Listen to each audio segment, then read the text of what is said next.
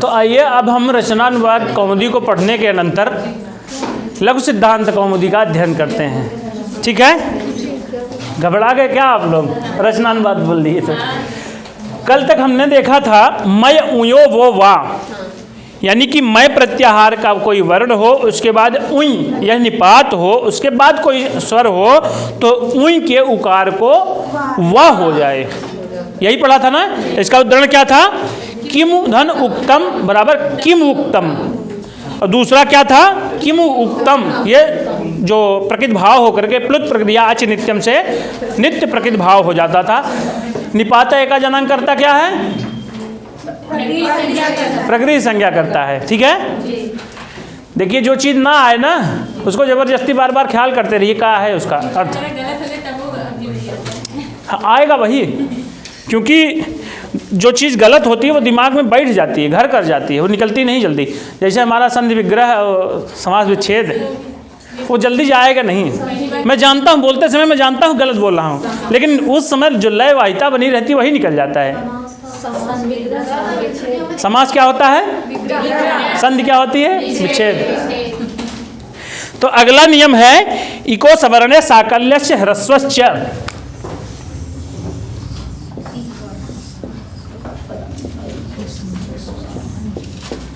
Eco सवर्णे साकल्यस्य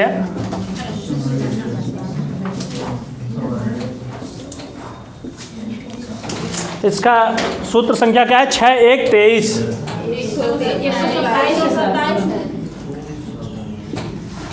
दो तीन का आगे पीछे का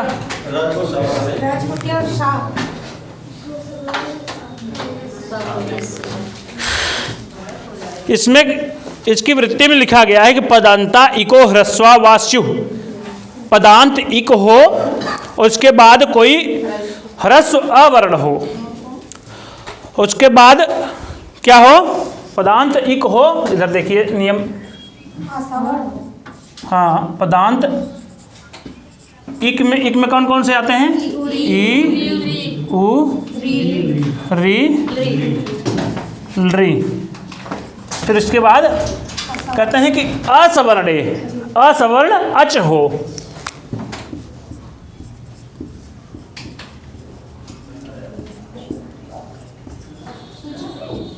यानी इनमें से कोई समान वर्ण वाला स्वर बाद में ना हो तो फिर क्या हो जाए?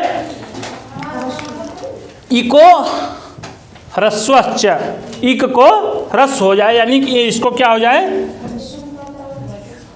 ह्रस्व आदेश हो जाए।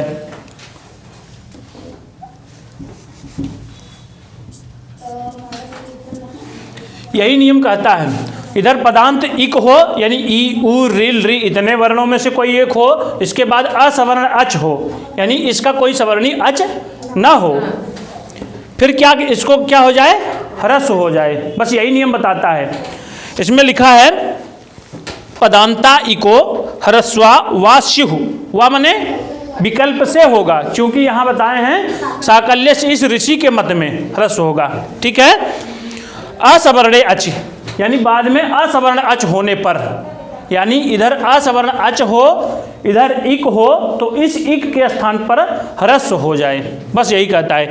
अब इसका उदाहरण देखते हैं। चक्रीधन अत्र,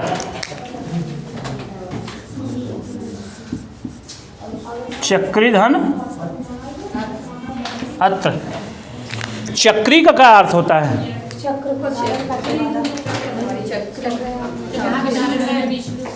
जो चक्र को धारण करने वाला है, अर्थात विष्णुदेव। अत्र माने यहाँ है, चक्री अत्र। फिर कहते हैं कि अब ये नियम देखिए, नियम क्या कहता है? दूसरा एक नियम और लग जाता है, यण संधि लग जाएगी। अब उसको पहले बाद में देखेंगे, पहले ये देखते हैं यहाँ क्या कह रहा है। इधर ई है, बाद में आ है, यानी कि पदांत इक है। ये पदांत है चक्री, चक्री चक्रणो चक्रणा रूप चलेगा ना, तो चक्री का इकार है, यानी कि ये पदांत है। इसके बाद क्या है? असवर्ण अच बाद में है, तो इसी को क्या हो जाए? ह्रस्व हो गया। अब ऐसी स्थिति हो जाने पर क्या होगा जुड़ करके? चक्री अत्र, चक्री अत्र। अब यहां इसके बाद भी कोई नियम लगेगा। यहाँ ह्रस्व विधि सामर्थ्यान न स्वर संधि, यहाँ ह्रस्व विधि हो जाए उसके बाद स्वर संधि का प्रवर्तन नहीं होता है। यहाँ ह्रस्व हुआ ना ई के स्थान पर, दीर्घ के स्थान पर, तो बना चक्री अत्र, एक रूप ये निष्पन्न हो गया। अब ये कैसा था? विकल्प से, किसके मत में? साकल्य ऋषि के मत में, यानी कि इसका दूसरा पक्ष भी होगा। तो इस स्थान से देखेंगे तो इधर ई है, बाद में कोई स्वर है, तो ई को यणच कहता क्या है? इक के स्थान पर यण हो जाए, बाद में स्वर हो या कोई स्वर हो तो इक इधर है, बाद में स्वर है, तो ई को यणच जब नियम लग जाएगा तो क्या हो जाएगा? ई को क्या हो जाएगा? ई को यह होगा, यह हलंत होगा, तो क्या हो जाएगा?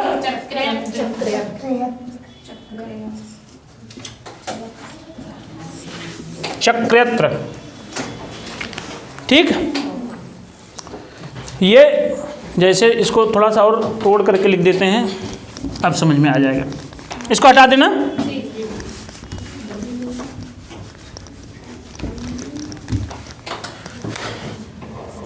च क र ई है, धन अत्र। ठीक है, ई को क्या हुआ? ई को यह आदेश हुआ, तो च क र य अत्र। अब यही जुड़ेगा पूरा ना। अब जोड़ दीजिए, क्या हो जाएगा? च कर र य, ये तीनों एक ही में जुड़ जाएंगे, तो च पूरा लिख करके क हो गया, र इधर हो गया, इसके साथ य जुड़ गया, चक्र्या।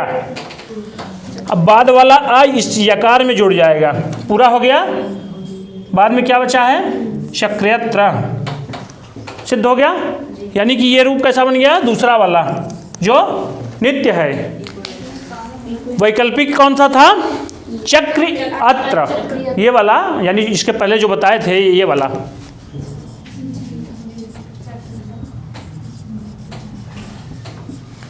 ये नियम कैसा था? ये वैकल्पिक था, ये नित्य है जो पक्ष में काम होगा। ठीक है, ये हो गया। यहाँ फिर से क्यों नहीं लगेगी संधि का नियम?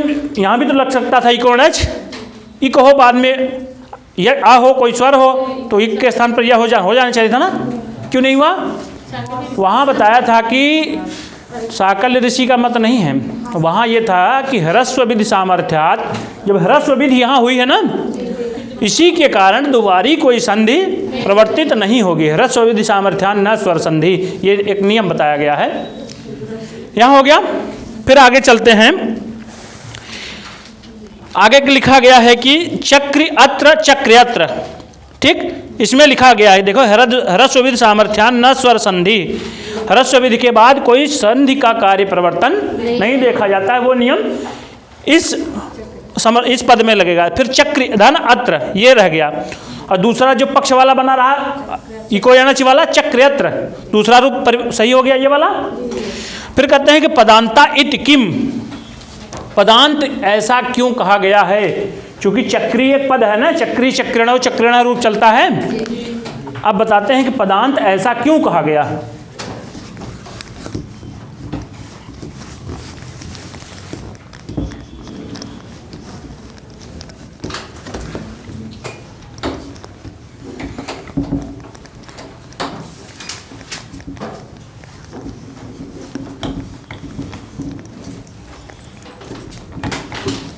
उसमें बताते हैं कि गौरीयव, ये है ना, तो गौरी धन औ,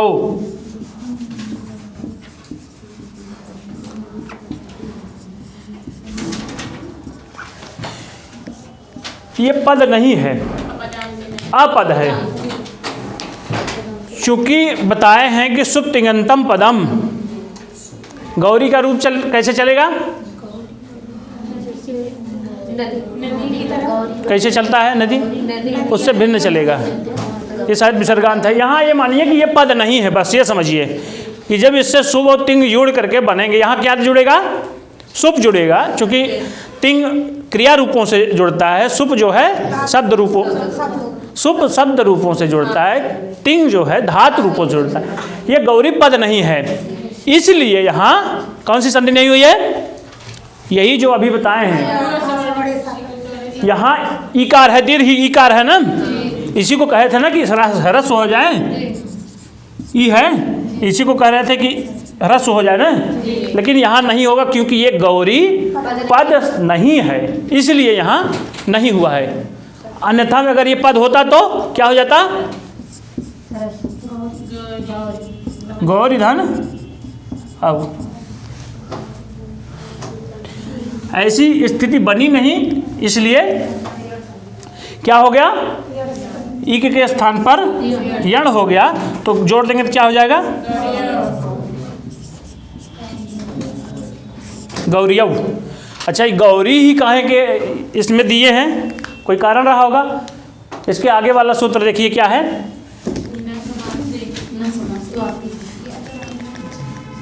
इसके बाद अचोरहाभ्याम द्वे,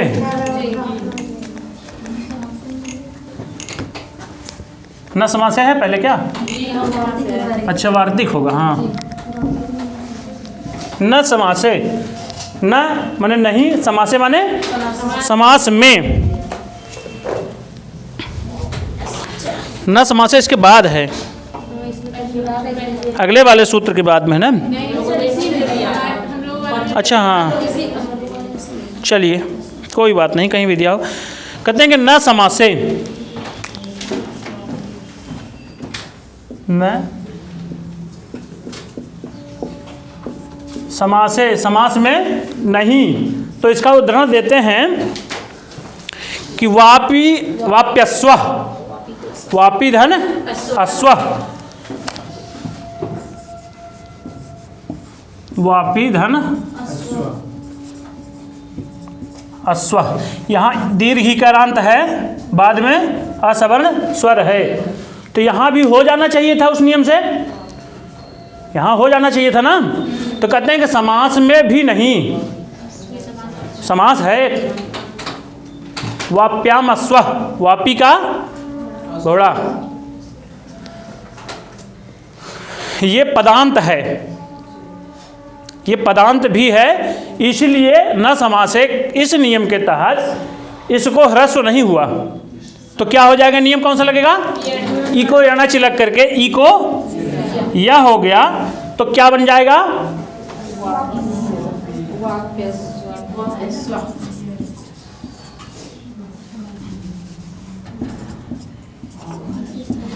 इसको पूरा जोड़ देंगे तो बन जाएगा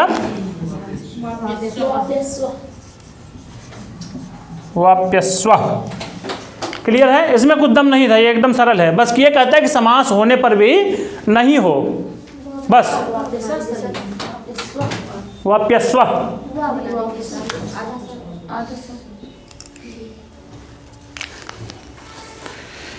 छोटी छोटी गलतियां होती हैं। दरअसल हम जो समझाना चाह रहे हैं आप समझ गए। न समासे यानी समास होने पर भी दीर्घ इकारांत के बाद अगर कोई असवर्ण स्वर हो तो उस दीर्घ पदांत इकार के स्थान पर ह्रस्व नहीं होगा, ये न समासे कह दिया। अब फिर उसके बाद है अचोरहाभ्याम द्वे, अचः पराभ्याम रेफ हकाराभ्याम यरो द्वेवास्ता।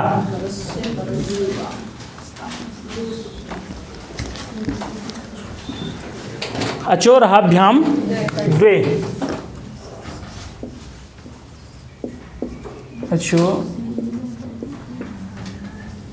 अचोरहाभ्याम द्वे, सही है ना। और इसका 8 4 45, चलिए 46 लिख देंगे हम। ये है कहाँ का?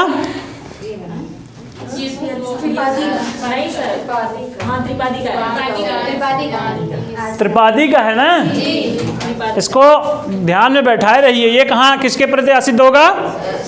सपाद सप्ताध्यायी के प्रति असिद्ध होगा। चलिए कहते हैं कि अचह पराभ्याम, ये अचह में पंचमी विभक्ति है, रहा भाव में पंचमी विभक्ति है। द्वे माने ये द्वे का रूप कैसे चलता है? द्वौ द्वे द्वे। द्वौ कहाँ चलेगा? पुल्लिंग में, और स्त्रीलिंग नपुंसक में द्वे द्वे।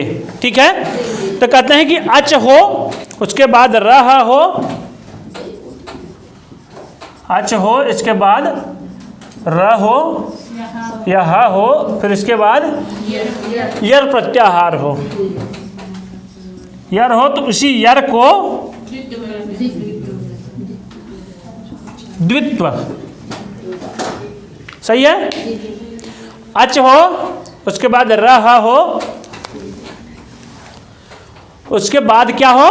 यर प्रत्याहार का कोई वर्ण हो तो उस यर के स्थान पर द्वित्व हो जाए, यही कहता ना। अब इसका उदाहरण देखिए, गौरी धन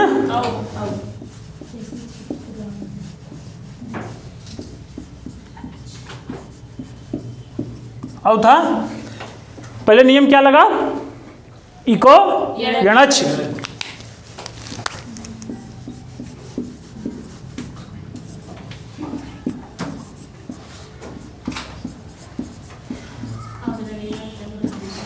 सही है, यहां तक आ गया। रेफ है, उसके पहले अच देखिए, ग धन, ये स्वर है, इसके बाद क्या है?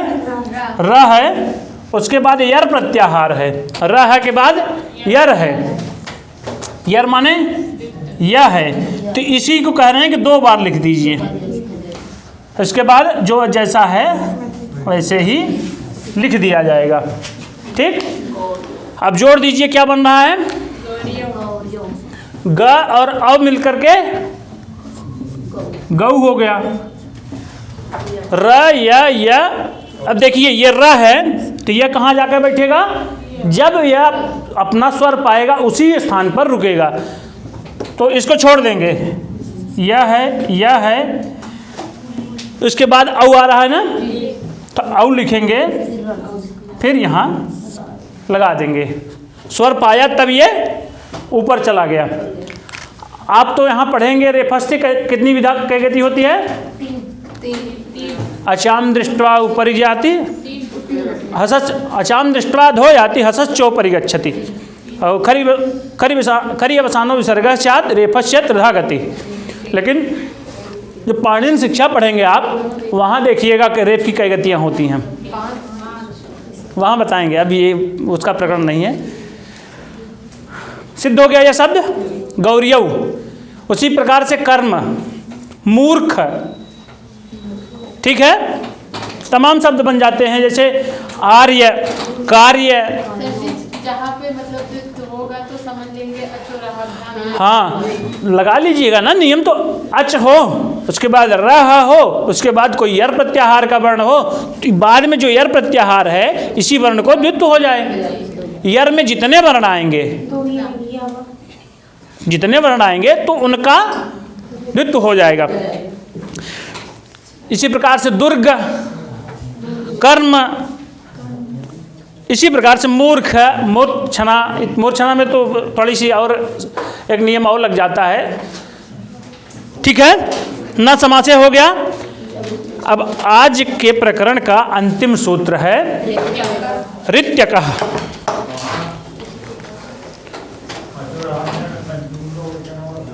हाँ, अचह माने अच के बाद। हाँ यार,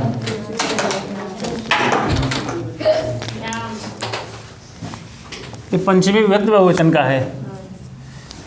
रहाभ्याम, रा और हा ये दोनों है ना, द्विवचन का होगा, बहुवचन का भी नहीं होगा। ठीक है, चूंकि रा और हा ये कहाँ रहे? इसके अच के बाद, इसलिए रहाभ्याम। ठीक है, चला जाए आगे।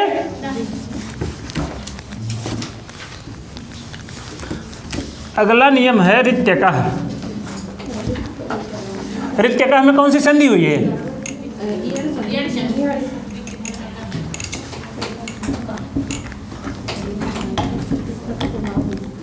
चलिए अगला नियम है रित्यकः।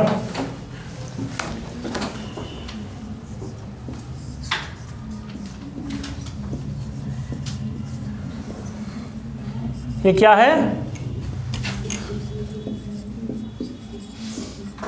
रीति यानी सप्तमी विभक्ति एक वचन। ये क्या है? अकः। अकः में कौन सी विभक्ति होगी? प्रथमा में होता क्या है? प्रथमा तो आदेश होता है ना, तो यहाँ कौन सा षष्ठी और पंचमी दोनों व्यक्ति में अकः का बनता है, तो कौन सी होगी यहाँ? षष्ठी का होगा, क्योंकि अक के स्थान पर क्या होता है? प्रागवत, पहले की भांति। पहले क्या बताया गया था इसके? आइए देखते हैं। अच्छे, अरे यार ये रित्यकः का नंबर क्या है?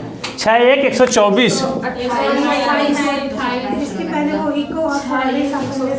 इसके पहले आया था एंगा पदांता दति, और दूसरा इको सवर्णे साकल्य से ह्रस्वश्च आया था ना। इको सवर्णे इक हो, बाद में असवर्ण अच हो, तो क्या हो जाए? ह्रस्व हो जाए, जिसमें हम लोग पढ़े थे वो कौन सा इसके पहले चक्रियत्र और चक्री अत्र, ये नियम पढ़े थे ना। तो दीर्घ इकारांत के स्थान पर ह्रस्व करता था ना, तो वही काम यहाँ भी कह रहा है कि ह्रस्व न होवे कि होवे, यानी पदांत कहाँ गया? पदांत अक हो, अक माने पदांत अ ई उ री ली, पदांत अक हो, फिर इसके बाद क्या हो? री हो। ये री है ना, रीति, यानी री बाद में हो तो इसको क्या हो जाए? ह्रस्व आदेश हो जाए।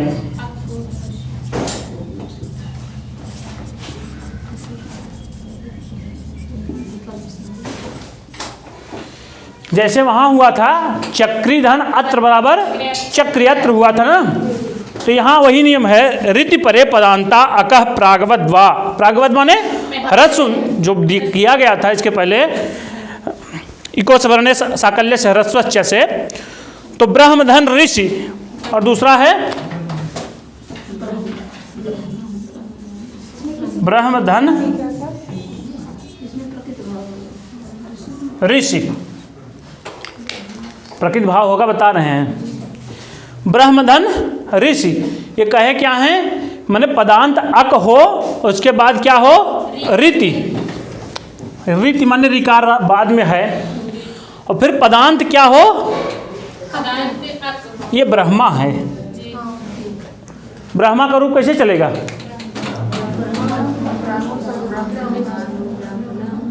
बताइए। ब्रह्मा ब्रह्माणौ ब्रह्माणः, तो ये कहाँ का है? प्रथमा व्यक्ति एक वचन। ब्रह्म ब्रह्मणी ब्रह्माणी भी रूप चलता है नपुंसक लिंग में, ठीक है। तो यानी ब्रह्मा है, बाद में री है, इधर आ है, इधर री है, तो नियम ये लग जाना चाहिए।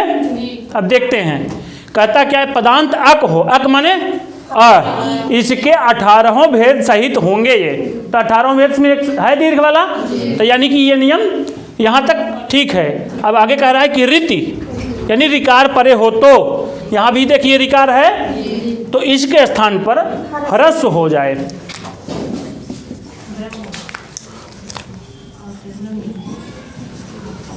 ब्रह्मधन। अब कौन सा नियम लग रहा है? अवरणात् अच परे, बाद में स्वर है कि नहीं है इसमें? ये किसी की निगाह में व्यंजन तो नहीं दिख रहा है? तो चश्मा बदलवाए दे। देखिए इधर आ है ब्रह्म में, बाद में री है, तो हो क्या जाना चाहिए था, अवर्णात अच परे पूर्व परयोः एकः गुण आदेशः स्यात्, ये होना चाहिए था, लेकिन यहाँ नहीं हुआ। क्यों? क्योंकि अब इसके बाद आता है ह्रस्व विधि सामर्थ्यात् न स्वर संधि। इसके बाद, इसके पहले ब्रह्मा था ना, ह्रस्व विधि हुई है, तो इसलिए ह्रस्व विधि सामर्थ्यात् न स्वर संधि, जहाँ ह्रस्व विधि का सूत्र काम कर जाए उसके बाद स्वर संधि का अब प्रयोजन नहीं रह जाता है, तब कौन, ये कैसे रह जाएगा, प्रकृति भाव ब्रह्म ऋषि। ठीक है, अभी एक पक्ष में तो ये बना और दूसरे में क्या बन रहा है,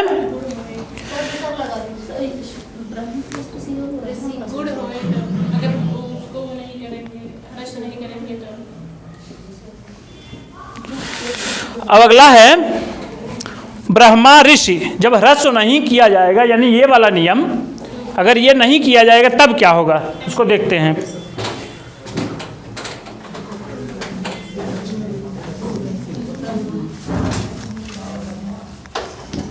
वृद्धि बताया था मैंने क्या क्या होता है।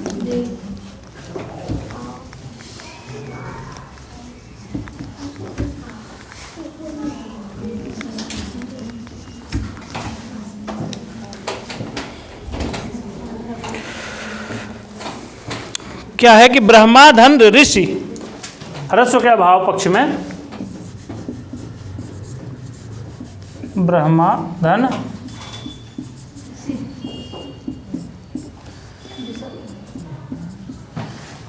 ये आ है, इसके बाद री है, तो दोनों के स्थान पर क्या हो जाएगा।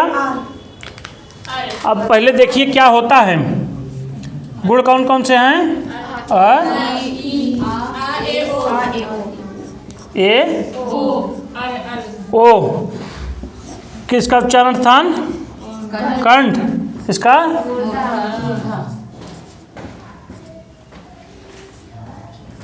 मूर्धा है, तो यानी जो आदेश होगा वो कंठ मूर्धा वाला होना चाहिए, तो इसका क्या है, कंठ तालु है, ये दैतो कंठ तालु, ये कट जाएगा। ये क्या है, ओदैतो कंठोष्टम, ये भी कट जाएगा। बच क्या रहा है, अ, तो यानी कि इसका एक गुण तो मिल रहा है कम से कम, यानी इसको हटा देते हैं। अब ये वहाँ बताया गया था उरण रपरह, यानी रिकार के स्थान पर री है, री के स्थान पर अण जब हो रहा था तो कैसे होकर के आएगा वो, रपर होकर के। उरण रपरह कहता क्या था, ऊह, यानी ये षष्ठी विभक्ति एक वचन का है, ऊह, री का जो रूप चलाएंगे तो ऊह चलेगा, यानी री के स्थान पर अण, यदि अण हो रहा है तो कैसे आएगा, रपरह, उसके पर में र हो करके आएगा। तो हम पढ़े थे कि उसका नियम हम वहाँ विशेष रूप से पढ़े थे, अगर आप लोगों को संदेह हो तो वहाँ जाके वीडियो में देख लीजिएगा एक बार। तो क्या होकर के आएगा, अर, क्योंकि आ का उच्चारण स्थान कंठ है, र का ऋतु रसाणाम मूर्धा, यानी इधर कंठ है इधर मूर्धा वाला है, तो दोनों को मिलाकर के कंठ मूर्धा वाला मिल गया। अब जोड़ दीजिए क्या हो जाएगा,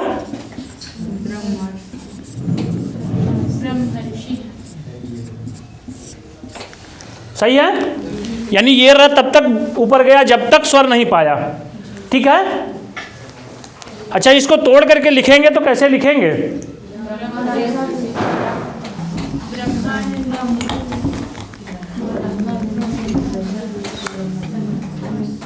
ब है, अ है, म है, ह है, फिर उसके बाद अ है, र है, स है, इसके पहले ई है ना, यही है, यानी ह्रस्व है तो इसका मतलब उसके पहले नहीं आएगा, आएगा स्वर बाद ही में, स ई। ठीक है। ये कह रहे हैं कि विकल्पिक ब्रह्म से। कौन? ये तो विकल्प से पहला वाला विकल्प से तो वो बना था, इसके पहले रित्यकः वाला, उसका उसकी वृत्ति में आप पढ़ेंगे ऋति परे पदांता अकः प्रागवद वा माने विकल्प से, तो विकल्प से ब्रह्म ऋषि ये बना था। ठीक है। चूंकि वहाँ ह्रस्व विधि सामर्थ्यात न स्वर संधि, ह्रस्व विधि जब हो गई एक बार तब फिर से संधि का अभाव हो जाएगा, यानी कि संधि भाव को क्या कहते हैं हम? प्रकृति भाव कहते हैं। ठीक है। तो ब्रह्मर्षि बन गया, किसी की निगाह में नहीं बन रहा है क्या? तो आप लोग बोल कहीं नहीं रहे हैं? चलिए हटा दिया इसको। क्या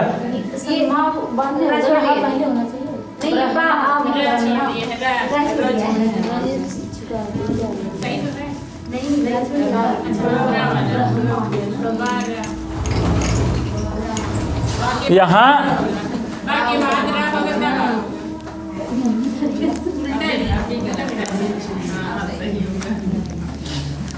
आप लोग खूब निगाह लगाए।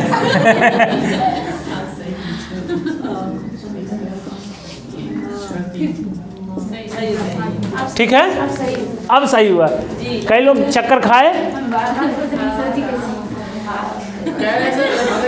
तो उल्टा दिया है। हाँ इसमें आद का जो सूत्र है वो है 6-3-87 है। हाँ ना? हाँ ये है 6-1-188। हाँ ये 6-1 का है। हाँ। 6-1-88 है और ये 6-3-87 है। हाँ। तो पहले रूप बन रहा है यही ना सर, ये वाला जो प्रथम हो जाए ब्रह्म से। अच्छा, उसकी आप एक बार वृत्त पढ़ लीजिए, क्या लिखा है? ऋति परे पदांता अकः प्रागवद वा लिखा है ना, तो विकल्प से बन रहा है ना। अब वो उसको चाहे पहले बना लीजिए चाहे बाद में बना लीजिए। अब ये यहाँ कोई निर्धारण नहीं है कि पहले कौन बन रहा है पर बाद में कौन बन रहा है, लेकिन वो बना कैसे रहा है ये देखिए। वो कैसे बना रहा है? विकल्प से। और ये दूसरा वाला जो हम देखे हैं ये कैसे बना रहा है? नित्य बना रहा है। अब क्लियर है कि अभी कोई संशय? चलिए कोई नहीं, आप पूछिए, अगर समस्या अगर हो रही है तो पूछिए। नहीं समस्या नहीं, तो सिर्फ पूछ लेगा नहीं। इसमें जो दो रूप बन रहे हैं, कौन विकल्पिक कौन नित्य बन रहा है? वैकल्पिक भाई मैं तो बता रहा हूँ, ऋति परे पदांता अकः प्रागवद वा, ये तो वा माने विकल्प से तो बन रहा है। इसमें जो ऋत्यका है ये कैसे बना रहा है? एक मिनट रुकिए। कैसे विकल्पिक होगा? अच्छा यही कहता है ना, प्रतीक भाव कर देता है। सुनिए सुनिए सुनिए, इधर देखिए। आद गुणा करता क्या है?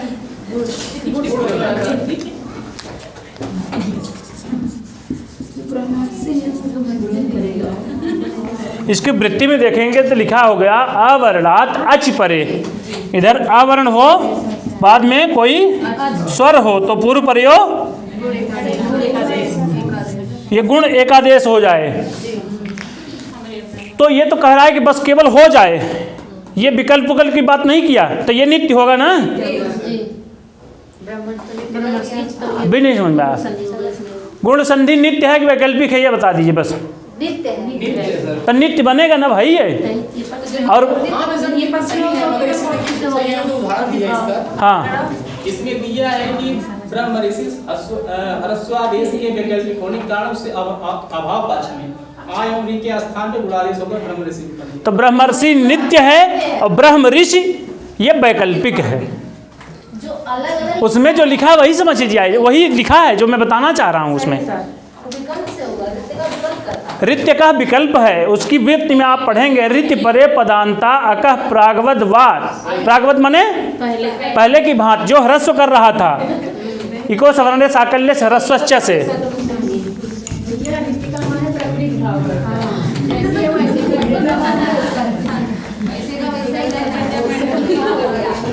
ठीक है। आज का प्रकरण समाप्त होता है अच संधि प्रकरण। ठीक है। अब हम लोग इसके बाद क्या देखेंगे? व्यंजन संधि। ठीक है, चलिए, हल संधि, व्यंजन संधि, वो कुछ भी कह लीजिए। ठीक है, धन्यवाद।